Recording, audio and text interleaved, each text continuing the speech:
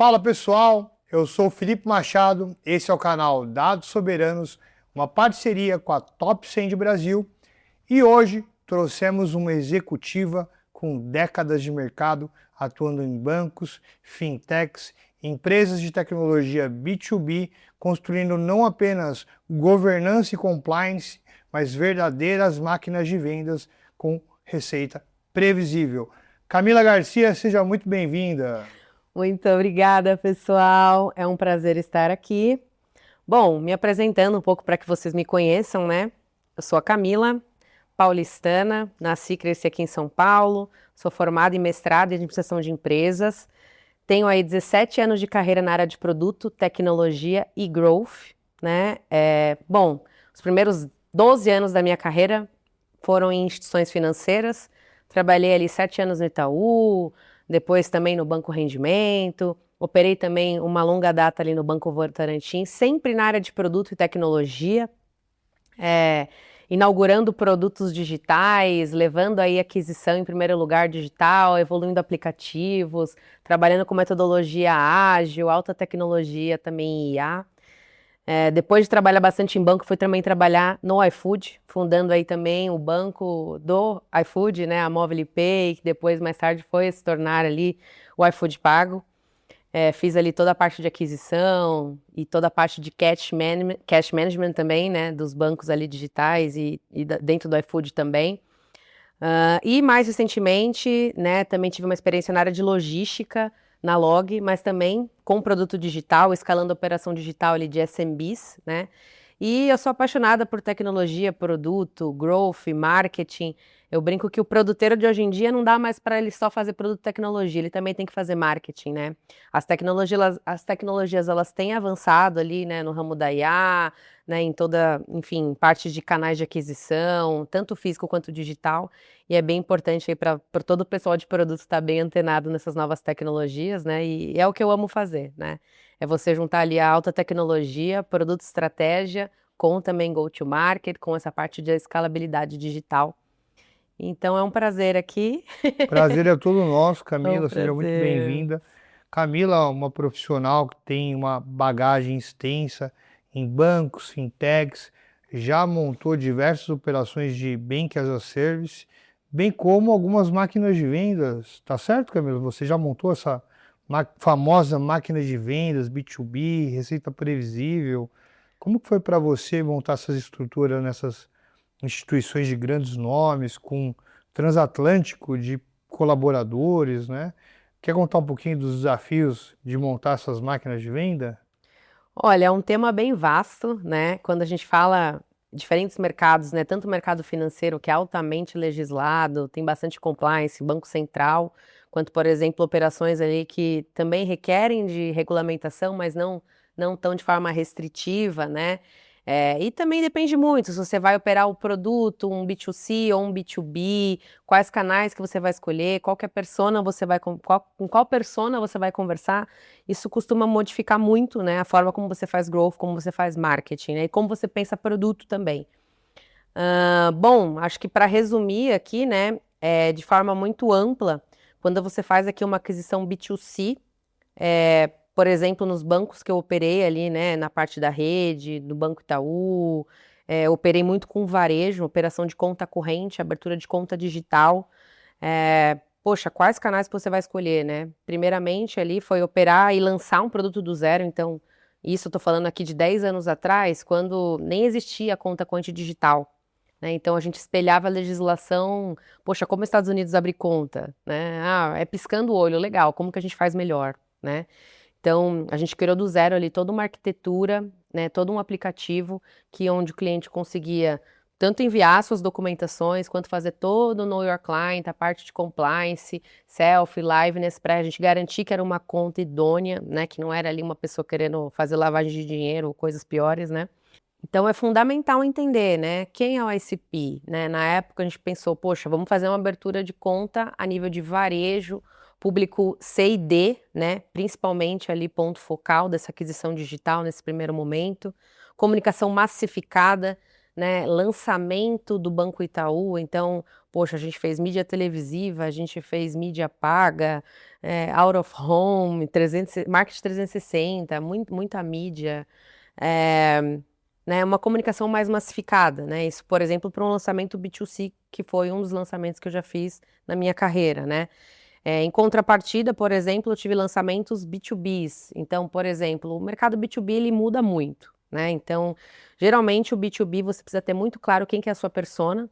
Então, quem que é o decisor, né? Por exemplo, né, nos casos ali no iFood Benefícios, onde eu coloquei ali aquisição para o B2B, né? Como que eu acho a pessoa que compra benefícios? Poxa, é na rede social? Também, né, acho que é uma etapa do funil que você precisa ali ter mais awareness, né, para as pessoas conhecerem quem é iFood Benefícios, né, por exemplo. Mas quando a gente fala ali de uma etapa de conversão e encontrar esse decisor B2B, você traz ali, por exemplo, experiências relacionadas a LinkedIn, a uma comunicação mais personalizada 1 para 1. Você traz estratégias de ABM, né, Account Based Market, que você faz ali uma lista-alvo, onde você coloca inteligência de branding, enfim, de reuniões físicas também, para que você se aproxime desse ICP que você precisa buscar, que é uma agulha no palheiro, né? Poxa, como que eu encontro uma pessoa alvo de uma empresa grande que está ali em meio, por exemplo, a uma rede social, né? Ao Instagram ali, Facebook, então é muito mais complexo, né? Você precisa, de fato, ter muita inteligência de dados, métricas, para que você encontre esse ICP. Né? Então, modifica muito dependendo da operação, e cada operação é um desafio, né? Eu falo que não tem receita de bolo, gente. Assim, esse negócio de não faz isso que vai dar certo é o pior dos caminhos, né? O melhor é você desenvolver rápido coisas simples, né? Hoje em dia você consegue ali colocar muita IA, né? Então, poxa, faz ali um SDR via IA, que, poxa, faz algumas perguntas bem simples ali, já dá para você usar essa tecnologia, né? Tecnologias ali de envio de e-mail marketing, plugando ali, né, com o WhatsApp, com o chatbot, você consegue massificar, dando a impressão que você está falando de 1 para 1, né, muitas vezes, mas na verdade você está massificando a sua comunicação e conseguindo gerar muito mais escala e demanda infinita, que a gente fala, né, a tal da receita previsível. Hoje em dia, a maior dificuldade que eu vejo no B2B geralmente a pessoa encontra ali, né, o que dá certo, só que isso não se torna escalável, né? Então, poxa, legal, eu achei que o LinkedIn aqui converte junto com o WhatsApp, numa copy, numa conversão, numa frequência, porém escalar isso é sempre complexo, né? Então você precisa trazer toda uma estrutura de dados, uma estrutura de tecnologia, de canais ali, para conseguir tornar isso de forma automática, né? E não ad hoc, né? Poxa, uma pessoa de CRM fazendo base, gerando lista, isso é tudo muito manual. Então, a grande dificuldade das empresas que eu percebo é como tornar isso de forma perene e escalável. E entendendo que você já teve jornadas de lançamento de produtos digitais que convergiam em times de marketing, tecnologia, de vendas, entendendo que você já integrou esses times, tanto em lançamentos de sucesso como o do Itaú no B2C, outro lançamento de sucesso no iFood Benefícios, entendendo todos esses pontos de correlação, hoje, 2026, mercados emergentes, ano de Copa do Mundo, ano de política, como é que você vê os desafios das empresas no gerais, sendo B2C ou B2B, como que você vê esse ano 2026 Brasil, as oportunidades e as dificuldades de fazer prospecção ativa? Pode dar uma palhinha para nós? Olha, conversando com muitas empresas e até pelo ano que a gente vai viver aí, né, eleição, Copa do Mundo. Então o desafio tem sempre sido ao longo disso, do tipo, poxa, como que eu faço mais com menos? Como eu mantenho aqui o meu CAC a um nível operacional que faça sentido, né? As margens dos produtos cada vez mais pressionadas, né? O CAC aumenta, a margem do meu produto diminui, como eu mantenho isso financeiramente viável? São as dores que eu mais tenho ouvido aí do mercado de forma geral. Não tem sido fácil, né? Mas, para nossa sorte, aí ela tem avançado cada vez mais. Então, o que eu tenho mais vivido na prática, inclusive foi um dos grandes projetos que eu implementei recentemente, que é como que eu automatizo esse processo de aquisição, né? Como que eu posso usar dados, inteligência artificial, para de fato encontrar essa persona e comunicar com essa persona e cada vez mais reduzir esse meu custo de aquisição, né? Então, poxa, existem aqui operações onde de repente eu não preciso ter um SDR tão personalizado, tão focado, tão imerso ali para conversar um para um, mas eu consigo ter um SDR ali por IA que consegue fazer as perguntas mínimas, né? Para conseguir qualificar melhor esse público. E aí, havendo a necessidade, sendo um público high ticket, né, um segmento corporate, poxa, aí sim eu entro com o meu SDR, mas de forma mais estratégica, de uma forma mais pontual, e não como eu via durante muitos anos, exércitos de pessoas ali ligando manualmente e fazendo perguntas, que hoje uma IA consegue fazer com muita facilidade, né? 24/7, né, que é uma coisa maravilhosa, né? Não tem final de semana, a IA tá lá conversando, tá lá qualificando o seu público, o seu pipe tá ativo, né? Seu CRM tá o tempo inteiro gerando lead. Então, assim, o que eu vejo é a dificuldade do CAC, mas em contrapartida, né, você usar essas tecnologias emergentes aí, a IA já é uma realidade, né, para complementar um pouco essa balança, né, do, poxa, vamos usar IA, vamos colocar dados inteligentes, vamos criar automação de tecnologia para fazer essa balança comercial aí funcionar. Entendendo que hoje as redes sociais, a Meta já começou a cobrar tributação à parte. O Google, a gente fala com as empresas corporates, elas dizem que o Google já reimpacta diversas vezes os mesmos clientes e não trazem novos clientes, e o custo de aquisição só aumenta. Então a gente vê que existe um desafio hoje de compra de mídia nas redes sociais. E a gente tem a máquina de aquisição. Então existem outros caminhos para a gente encontrar os tais famosos leads qualificados, sem depender de Google ou apenas da Meta como ferramenta de anúncios? Sim, eu acredito muito nos dados para triangular esse tipo de informação, né? Então, acho que primeira coisa, você tem que ter muito claro quem que é a sua persona-alvo. Acho que esse é o mais importante, né? Ainda mais quando você fala ali do B2B, né? Ah, poxa, ó, é a pessoa que é um CEO de uma empresa de X faturamento, de X segmento, que vende no B2B2C ou no B2B2B, enfim. Eu acho que essa é a parte principal, né? Ter muita clareza sobre o seu público-alvo. Por quê? Porque muitas vezes, você tendo clareza do seu público-alvo, fica muito mais fácil você discernir o canal de atuação, né? Então, poxa, eu vou para um evento que vai falar só, por exemplo, de e-commerce. Ah, eu vou criar aqui uma lista de ABM focada aqui no mercado automotivo, quem são essas empresas, né? Onde elas estão, o que ela, aquelas perguntas, né, do Fantástico, né? O que faz, o que come, mas aqui é real, né? Como que você entende a jornada desse cliente? Quais são os touch points que você precisa estar como marca, né? Para de fato gerar awareness ali, para gerar interesse na sua marca. Então, eu acho que conhecer o seu público é a primeira etapa, né? E aí, poxa, uma vez que você conhece o seu público, você já tem muito mais esses dados, fica muito mais fácil você discernir o canal, você mixar ali estratégias de não só mídia paga, né? Mas, poxa, vamos fazer um outbound inteligente, vamos fazer um cold call. Cold call muitas vezes funciona, tá?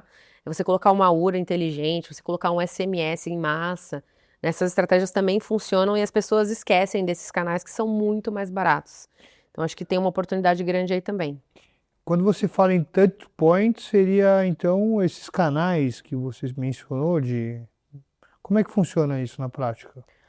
Os touch points, na verdade, eles emergem quando você conhece a jornada do seu ICP, né, do seu cliente. Então, poxa, vou dar um exemplo aqui, né? Um empreendedor de e-commerce, né? Poxa, pequeno empreendedor de e-commerce, as pessoas que estão começando a vender online. Beleza, estão começando a vender online aonde? No Mercado Livre, né? Já tem o site próprio, já tem as plataformas. Legal. O que essas pessoas leem de conteúdo? Quais são as dores que que esses usuários possuem, né? Quais são os eventos que essas pessoas costumam frequentar?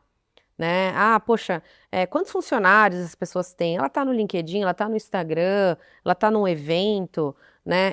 Enfim, como que você consegue estar em todos os lugares dessa jornada, né? Desde esse empreendedor que está começando, por exemplo, ou quando ele está começando a evoluir, quais são os conteúdos que ele busca? Né? Então, você colocar a sua marca nesses momentos, né? Seja um YouTube, seja na Meta, ou seja num SMS ali no momento mais chave, você consegue triangular, né, toda essa informação, esses canais, e tem esses touch points, né, esses momentos que você toca a jornada do usuário, né, estando muito mais presente, porque você conhece o seu cliente, você conhece a jornada dele, que é tão importante. Então isso faz todo sentido e geralmente é o que converte, né? Geralmente, e hoje a gente já é muito sabido que para uma pessoa converter, ela geralmente tem N touch points, né? Ela vê um e-mail, ela vê você num evento, ela vê você na televisão, ela vê você na Meta, e aí esses canais se complementam, se somam, o que no final do dia gera uma conversão, gera uma visita orgânica, gera uma visita ali, né, enfim, super colegiada por mais de um canal muitas vezes, né? Então, isso tem sido cada vez mais presente no marketing. Eu vi recentemente que você esteve com o seu time num evento. Quer contar para nós um pouquinho desse momento? Como é que foi levar o seu time, fazer essa ativação de marca? Conta um pouquinho para a gente. Bom, pessoal, a TopSend, né, é uma empresa B2B, então nós vendemos para outras empresas que majoritariamente vendem para consumidores finais, né, ou seja, B2B2C.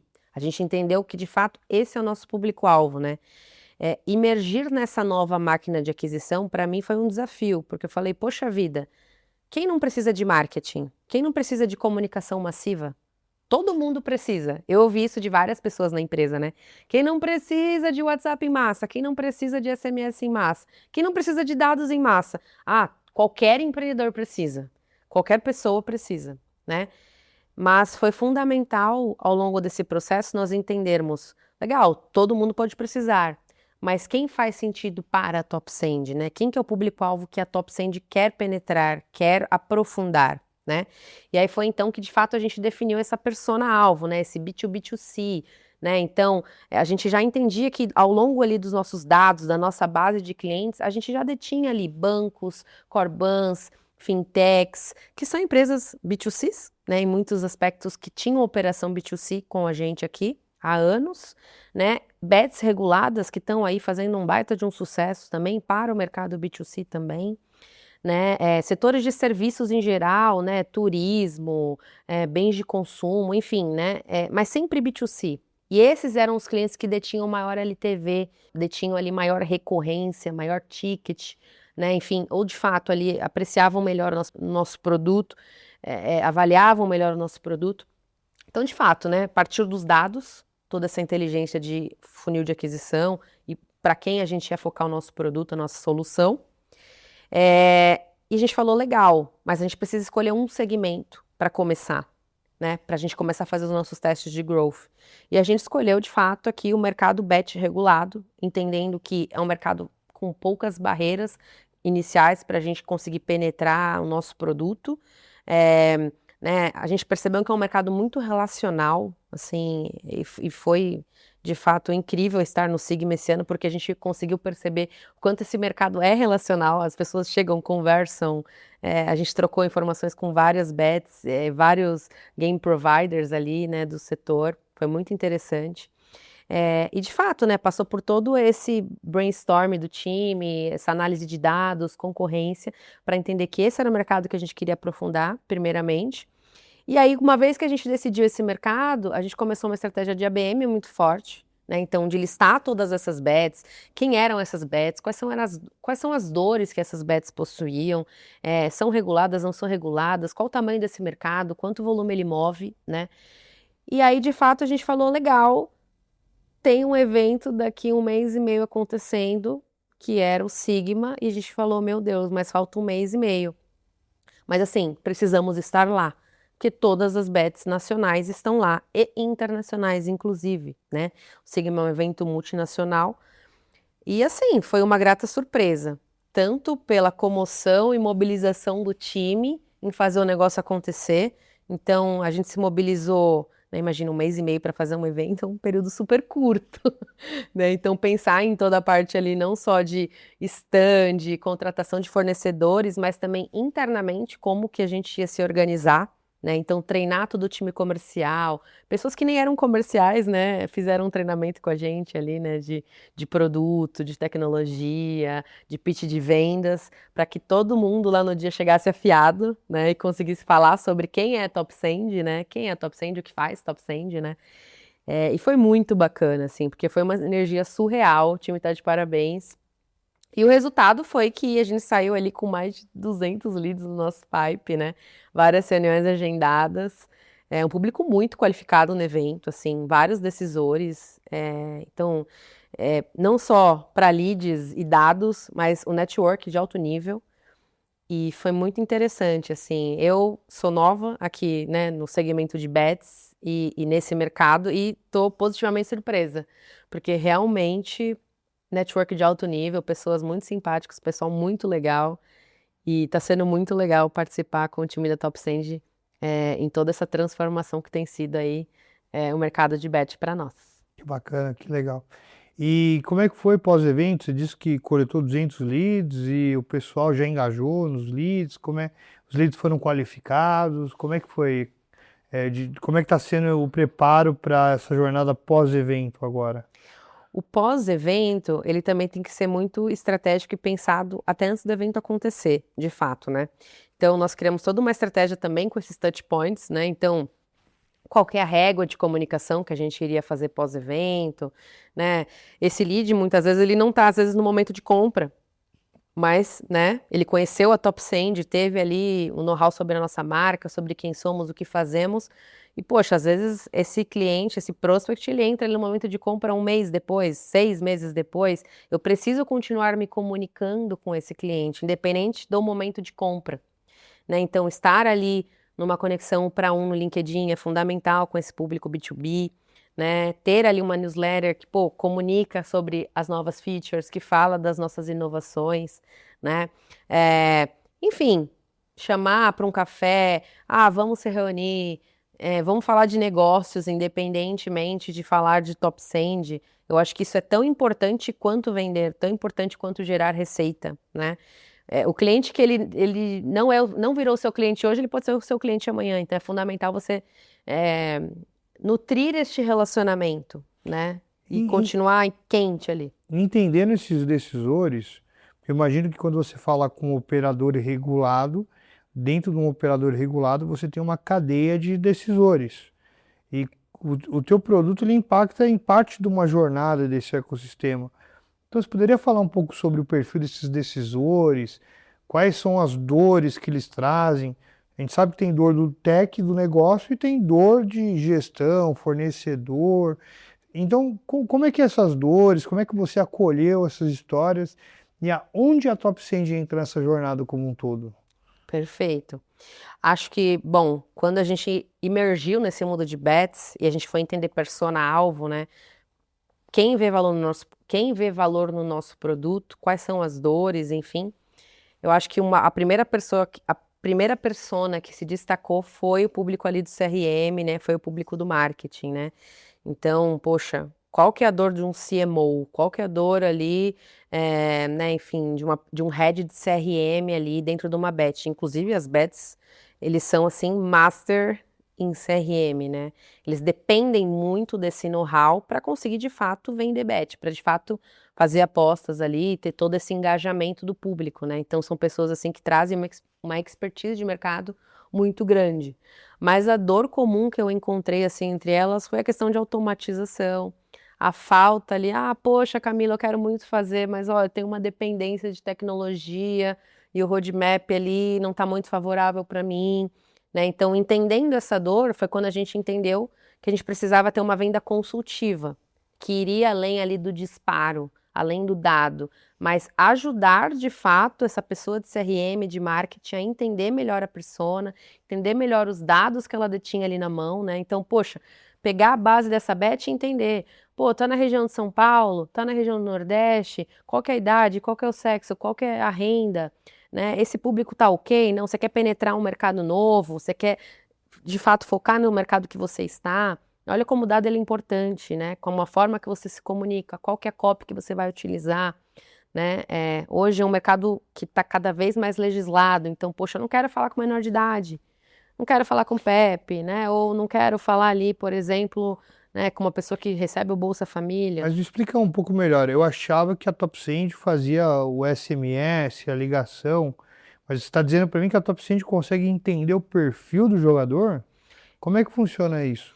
Exatamente. É o nosso produto mais novo de prateleira, né? A gente chama aqui de Data Engine. Então, é uma engenharia de dados mesmo, onde o cliente ele traz o dado aqui da pessoa física para a gente, através do CPF, né, que é um dado único, e nós fazemos aqui um raio-x 360 dessa persona, né? Então, dados socioeconômico, dados de contato, melhor horário para contatar, se é uma persona digital, a gente consegue aqui ter um diagnóstico 360 dessa persona, né? Que tem um objetivo, primeiro, né, da Beth entender para quem ela está vendendo. Esse é um primeiro objetivo. Um segundo objetivo é atualizar os dados, né? A gente sabe que o brasileiro ele troca muito de celular, troca muito de e-mail, muda de região, muda de endereço, muda de renda. Então, é trivial, é essencial que essa Beth esteja sempre atualizando esse dado para que a campanha dela converta melhor, consiga atingir melhor o público, né? Então, tem essa inteligência de dados de contato. Tem os dados socioeconômicos de renda, né? Tem as questões ali também de compliance. Poxa, eu quero tirar um PEP da base, eu quero tirar um menor de idade, eu quero negativar uma pessoa que está recebendo Bolsa Família, né? Então, a gente consegue também trazer essa inteligência de negativação de base. Ou seja, não é só comunicação em massa, é conversão, né? Você qualifica muito melhor, você nutre melhor e você converte melhor. Então, eu brinco que é a faca e o queijo na mão, né? Você traz ali uma inteligência de dados muito robusta para conhecer melhor o seu cliente e atualizar os dados dele e comunicar em massa, né? Uma dor muito frequente é: ai, Camila, legal, eu quero comunicar o WhatsApp em massa, não consigo. Cara, a gente consegue fazer a comunicação em massa no WhatsApp, que é uma coisa assim, muito, muito, muito rara nesse segmento. Quem trabalha com CRM e com BED sabe o quanto raro é você fazer um WhatsApp em massa para 1 milhão de pessoas. E a gente consegue prover essa tecnologia, né? Então, o SMS, poxa, é instantâneo o nosso SMS. Você imagina, uma pessoa lá no Jogo do Brasil, ó, a odd aumentou, pum, já aposte agora. É isso que faz a diferença, né? Você ter ali a comunicação no momento do gol, você ter a comunicação naquele momento chave. E para um número muito alto de pessoas, né? Então, cadenciar tudo isso, né? Você pode colocar o WhatsApp mais a ligação. Ah, não, eu quero usar o SMS com a ligação. Enfim, você consegue fazer um mix de canais ali que converte muito mais. Então, ou seja, essa persona de CRM, ela vem com essa dor da automação, ela vem com essa dor da tecnologia e ela vem com a dor do, cara, eu preciso bater meta, eu preciso gerar retenção na minha base, eu preciso aumentar meu LTV, que são dores, né, não só do público de bet, né, mas também de outros segmentos e que a gente consegue resolver muito bem, né? A gente teve cases aí de incrementar mais de 10% de conversão de fundo de funil. Então, assim, são cases incríveis, clientes que já estão com a gente aí há mais de 2, 3 anos. E a gente fica muito feliz, né? Porque não é só simplesmente vender, é você ver que o cliente fica feliz de você estar ajudando ele a conseguir o resultado que ele precisa, né? Isso não tem preço. Eu vejo que no B2B a gente tem uma cultura executiva de outros mercados também, da famosa venda consultiva. E parece que no mercado digital a venda consultiva ela foi perdendo o valor do consultivo, onde a gente vai automatizando tudo, deixando tudo muito genérico, generalizado. E a gente entender que dá para ser consultivo e dá para ter bons clientes, criar bons relacionamentos, entregar bons produtos, é factível tanto com o mercado real quanto com o negócio digital. E, inclusive, eu vi que tiveram muitas empresas que visitaram o stand e postaram no LinkedIn dizendo que não tinham antes sido bem atendidos, que mesmo em outros anos, naquele evento, ela nunca tinha sido tão bem atendida quanto foi no stand da Top Senge. Isso Sim. procede. Você tem eu vi que você repostou isso no seu LinkedIn. Sim, sim. O que eu vejo que é muito legal da nossa operação é que o nosso time estava muito coeso, né? Então, time treinado, todo mundo sabia sobre o produto, né? Nada contra pessoas que terceirizam contratação de outras pessoas para estarem ali presentes e coletarem leads. Eu entendo também, né? Também quero coletar lead, também tenho essas dores, mas estar com um time que está no nosso dia a dia presente ali no evento fez toda a diferença, porque todo mundo do nosso time, desde o estagiário ao vendedor, ao cara de tecnologia, sabia falar do produto, sabia o que estava vendendo, sabia as dores, conseguia conversar ali em alto nível. E eu acho que isso fez toda a diferença. Era perceptível, né? Todo mundo com a mesma camiseta, todo mundo organizado. A gente fez o nosso grito de guerra, todo mundo parou para olhar, né? Nossa, quem é essa galera que tá fazendo grito de guerra? Né? Parecia, enfim, né, aquele time, né, do All Blacks lá, né, Do da rugby. Nova Zelândia, assim, uma Sim. coisa muito legal, assim, todo mundo ficou espantado, assim. E isso trouxe muita energia para as pessoas, né? O vendedor ele tem que ser incansável, né? Sim. Ele recebe muito não, né? Então ele tem que ser muito automotivado. E eu acredito muito nesse tipo de metodologia também. Acho que é uma coisa bem bacana que a gente conseguiu trazer para o nosso universo. Então, a venda relacional pode ser, então, o grande segredo do sucesso de uma operação B2B para esse ano de 2026? Com certeza. Eu acredito que o mercado B2B, essa venda B2B e a necessidade de escalar essa venda B2B muitas vezes atropelou o processo, né? O que eu mais recebo hoje no LinkedIn é chats vazios de pessoas que erram até o meu primeiro nome ali no campo-chave, né? Aí você fala, já cai em descrédito, né? A pessoa tá te chamando por um outro nome, ou default, né? Você vê que era uma variável, era um robô fazendo, fica uma conversa vazia, né? A pessoa nem parou para ler o seu histórico, saber o que você faz para conseguir te engajar na sua dor. Então, eu acredito que hoje o SDR, o vendedor, que para ali às vezes 5 minutos para ler a persona que ele vai conversar, 5, 10 minutos para estudar o site, o que faz, né? O que que essa pessoa tá, onde ela, quais são as possíveis dores, e consegue ali também, né, usar a tecnologia da IA, usar ali um chatbot, mas consciente da persona-alvo, consciente da dor, tende a ter um resultado muito melhor. E não banalizar o canal, né? Tá muito banalizado. Eu acho que esse é o cuidado que tem que tomar aí nesse lugar. E Camila, entendendo então que a venda relacional é o grande diferencial, que a gente precisa ter automação de processos, mas não dá para deixar a humanização do produto, deixar de entender o cliente. Você pode contar então um case prático para nós, onde você começou do D0 até um produto lançado que gerou receita de forma previsível, escalável.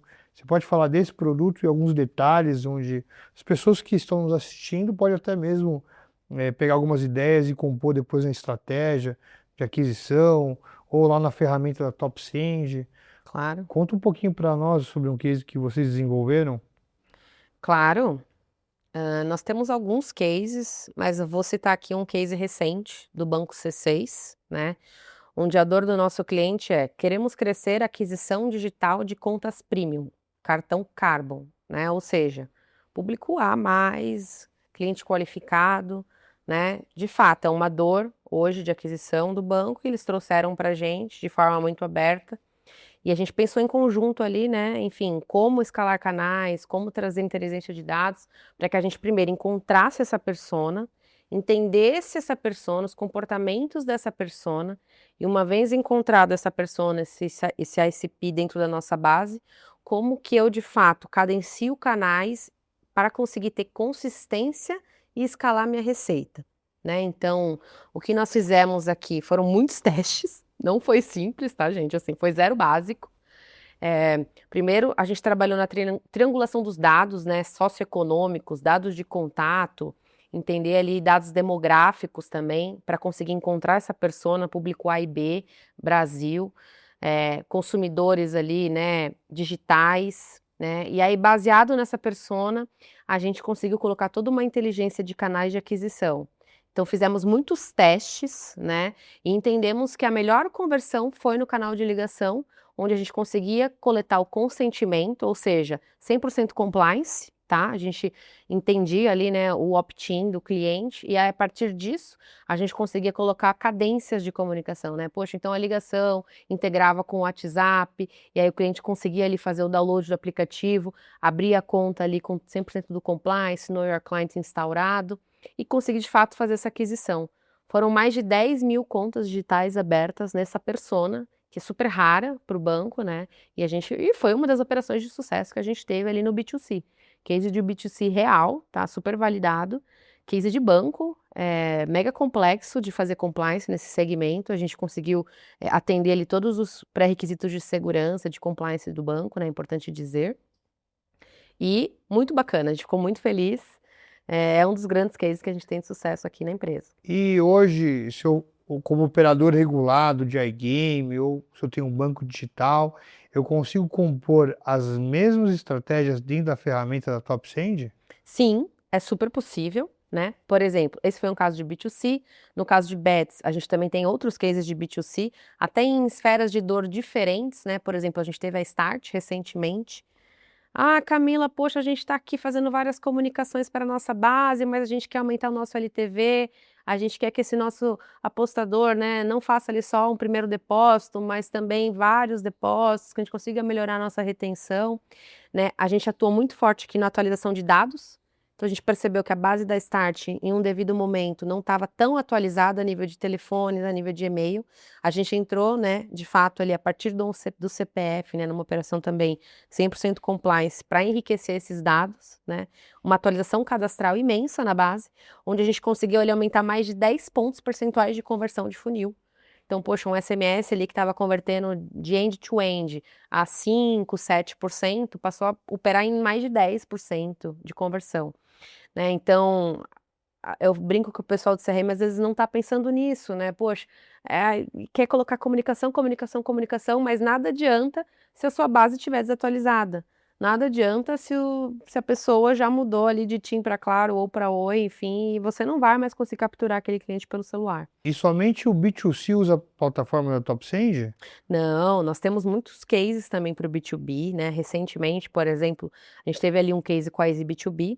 Easy B2B é que é um grande fornecedor para empresas, né? A gente brinca que é a Amazon do B2B, né? Então, o cliente ali, o fornecedor, ele entra ali na Easy B2B, consegue fazer orquestrações de compra em grande escala e comparando preços e quantidades, né? Para que fique muito mais fácil ali adquirir aquela grande compra, por exemplo. É um case B2B clássico, venda complexa, high ticket, e a gente entrou também ali, né, com a inteligência de dados, de entender, poxa, mas quem é a persona? Qual que é o ticket médio? Ah, poxa, qual que é a grande recorrência que você tem na sua base? Ah, é o público A, qual que é a renda? É o sócio, é a cadeia acionária, é quem? Quem da cadeia acionária? Então a gente conseguiu mergulhar nessa persona B2B, e a partir disso, né, estratégias de usar o e-mail, usar o SMS, usar a ligação, para de fato conseguir contatar esse cliente e ter a levantada de mão, que a gente fala, né? Que é quando a pessoa fala, poxa, esse negócio parece interessante, vamos conversar, né? E aí é quando acontece um agendamento de uma reunião, né? Que é um canal bem diferente, né? Então você vai para um agendamento de reunião, uma venda mais consultiva, né? Onde você tem a proposta comercial, você tem o NDA, né? Você entra numa venda mais complexa, mas que também atendemos, né? Tanto o B2C quanto o B2B, a gente tem cases de alta conversão, né? E é muito bacana, assim, a gente tem grandes respostas positivas aí de ambos os segmentos, de ambos públicos. E como é que funciona? Se eu quiser saber mais, testar, ter uma plataforma, como é que funciona lá para entender mais sobre a sua empresa, os seus serviços? Perfeito. Bom, se você quiser saber um pouquinho mais sobre a TopSend, é só acessar o nosso site. No nosso site você consegue ter o nosso WhatsApp. Tem ali algumas perguntinhas, né, que você vai precisar responder até para a gente conhecer você um pouquinho melhor, né? Acho que é importante a gente entender um pouco do seu negócio, um pouco do seu volume. E a partir disso, o nosso time comercial entra em contato, agenda uma reunião e bora falar, né, gente? Então, bora fazer network também, entender um pouco mais o negócio, entender as dores. E aí, a partir disso, a gente cria uma proposta comercial, enfim. E se você também prefere ali se autosservir, né? A gente também tem a nossa plataforma, que entrega ali super a nossa tecnologia. Você consegue, por exemplo, fazer um upload de uma planilha, consegue ali segmentar a sua mensagem, sem necessariamente precisar de um time de tecnologia que utilize de API, por exemplo. Você consegue se autosservir ali na nossa plataforma. Então, seja você precisando de uma escala de API, o nosso time técnico consegue te ajudar, ou seja você também querendo se autosservir, TopSend te atende. Então, isso é bem bacana. Camila, entendendo que nós já estamos na parte final do nosso papo, eu lembrei de uma coisa muito importante. Você é a primeira mulher a gravar podcast com a gente. Conta um pouquinho sobre como é ser uma mulher executiva no mercado de trabalho, que já trabalhou em diversos bancos, empresas de tecnologia. Eu vi que te convidaram para fazer parte de um grupo, de um mastermind de mulheres de growth. Como é que é esse momento da sua carreira hoje? Você pode contar um pouco para a gente sobre as mulheres que te inspiram, sobre como é ser uma mulher, esse poder de decisão que a mulher tem de chegar, botar ordem no negócio? Você pode contar um pouquinho para nós sobre esse ponto específico de como é ser uma mulher executiva hoje no mercado de inovação, tecnologia, vendas? Fala um pouquinho para a gente. Olha, é um tema bem amplo.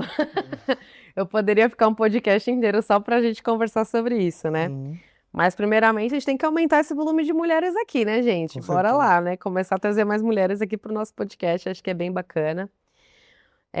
Bom, mulher em tecnologia enfrenta muitas dificuldades, né? Eu acho que cada vez mais nós temos executivas aí maravilhosas, né, no mercado. Eu me espelho muito, por exemplo, na Cris Junqueira, acho ela uma executiva e uma mãe sensacional, né? Acho que a esposa, a mulher, tem muitas facetas, né? Hoje em dia a mulher é muito cobrada, né? Ah, é porque você precisa ser mãe, é porque você precisa ser profissional, é porque você precisa ser CEO, enfim. Tem vários temas polêmicos que circundam este meio, né, feminino. Eu acredito que cada mulher é dona de si, né? Tem mulheres que escolhem ser mães, tem mulheres que escolhem ser executivas, e tá tudo bem, gente, assim, eu acredito que é um tema que às vezes leva polêmica até demais. Eu costumo dizer que se você tá feliz fazendo o que você faz, sendo mãe ou sendo executiva, tá tudo bem. E no mercado de tecnologia, que é um mercado majoritariamente masculino, claro, tem suas dificuldades, né? Acho que a mulher, ela tem que se provar, tem uma coisa da gente se aprovar muito mais, precisa ser melhor do que os outros, né? Tem a síndrome da impostora, que a gente acha que a gente precisa tá fazendo menos do que deveria, e quando na verdade não, né? O que nos falta, eu acho que é ter cada vez mais essa autoconfiança, trabalhar mais, no nosso interior nesse ponto.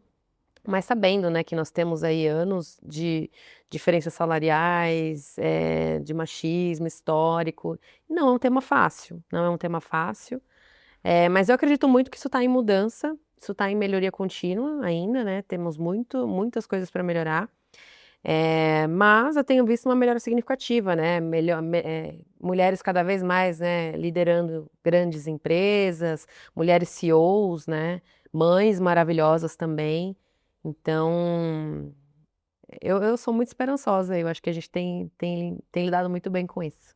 Camila, então para encerrar, você falou que é fã da Cris Junqueira, que é uma mulher, é uma CEO, é uma mãe. Você falou de como você preparou o seu time para esse evento especial que gerou muitos leads. Como uma mulher produtora, você vem desbravando esses desafios, triangulando times de marketing, venda, tecnologia e fazendo isso com maestria há quase 20 anos, passando por empresas como Itaú, Banco Rendimento, Votorantim, iFood, Log e agora Top 100 de Brasil. Quer deixar um recado, Camila, do seu coração para encerrar esse podcast? Quer deixar um recado para a nossa audiência, para a sua audiência? A palavra é toda sua. Bom, ano de Copa, ano de eleição, eu acho que o ideal, gente, eu gosto muito daquele foca no seu, que a Cris Junqueira fala, né? Que é legal, o mundo pode estar mudando, a situação econômica do Brasil pode não estar das melhores, o mundo pode estar em guerra e realmente, né, gente, assim, que cenário caótico quando a gente olha para fora, né? Mas eu gosto muito de olhar para dentro, eu gosto muito de olhar, poxa, legal, como eu faço melhor com o que eu tenho na minha mão, com os recursos que eu tenho, como eu posso ser melhor a cada dia.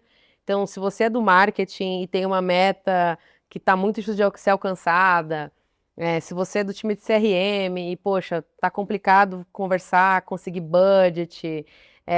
Se você é do time de tecnologia e, poxa, tá sendo contestado também porque a IA tá aí, e aí agora o pessoal tá dizendo que a IA vai roubar o seu lugar. Enfim, gente, eu acho que tem muitas coisas mudando, de fato, a gente tem que conseguir se reinventar, né? Então, nunca se acomodar. Eu acho que esse é uma coisa importante, assim, você sempre está buscando conhecimento, sempre está buscando se aprimorar. De fato, né? Quem não estuda, quem não melhora, fica para trás. Essa é a única certeza que a gente tem. Então, mas eu gosto bastante de isolar esse fator, assim, legal, a política está acontecendo, a Copa do Mundo, não sei o quê, guerra, ok. Tá bom, gente, você não vai conseguir mudar esses fatores, né? Mas o que que você pode mudar? Você pode mudar a sua vontade, você pode mudar a sua liderança, você pode enxergar o seu time de uma forma diferente, você pode estressar outros canais de aquisição que tem um CAC menor para entender como que você otimiza a sua operação. Então eu gosto muito de olhar o lado positivo das coisas e como a gente consegue melhorar com o que a gente tem, né? E isso é o que eu tenho praticado no meu dia a dia. Ah, surgiu um tempo maior, legal, olha para o seu time, olha para a sua liderança, faz um ano a ano um pouco mais longo, né? Olha para o RH da sua empresa, olha para o time de tecnologia, né? Olha para as pessoas, né? Quanto isso é importante, né? Então, enfim, bora fazer mais com menos, bora olhar para dentro, se preocupar menos com o que está fora e fazer growth, né, gente? Foca no teu, Foca no seu, gente. Foca no seu. Cristina Junqueira, que dá certo. maravilhosa. Foca no seu que dá certo. Isso aí, galera. Camila, muito obrigado.